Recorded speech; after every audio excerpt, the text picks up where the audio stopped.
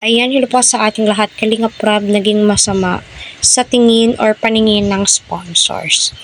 Dahil nga po sa mga nangyayari, miscommunication naman po talaga to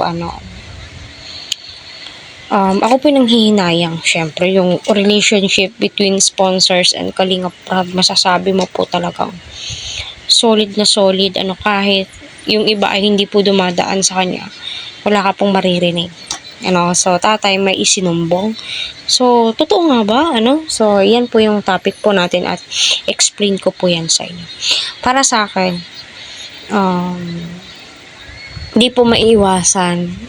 For me lang po wala pong kinalaman sa Kalingap Rab sa sasabihin ko or sa loobin ko patungkol sa video na uploaded po for me ramdam ko na masama yung loob ni Kalingap Rab.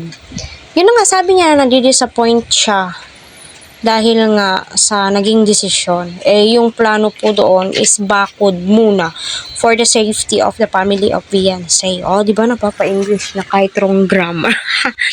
Di ba? Totoo naman po talaga, safety first. Di ba? Kasi may mga anak po silang maliliit. Di ba? Minsan si Beyonce lang po yung naiiwan, no? So, safety first.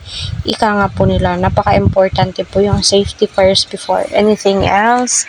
Kasi napapagplanuhan naman po talaga noon pa na magkakaroon sila ng tindahan. Pero yung miscommunication, yung mga plano na nauna na, ay masasabi mo po talagang nakakapanghinayang.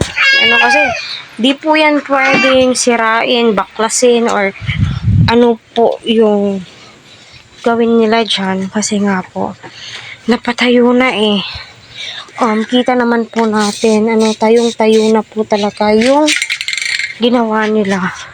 So, sayang din yung gasto, yung pera ng mga sponsors. Ika nga ni Supermac, nasa 50k na daw po yung nagastos ng mga sponsors. Kita nyo na, diba? So sayang na sayang po talaga. Kaya para sa akin, kanga ni Kalingap Rab sa live ni Dr. Love na hindi niya ipapasira or ipapagiba yon, hindi po niya ipapagiba, tuloy yung tindahan po nila. Kaya para sa akin di po natin maiaalis kung bakit ganon yung naging reactions ni Kalingap Rab. Di po natin mabiblame kung bakit ganon, kahit sino naman po talaga.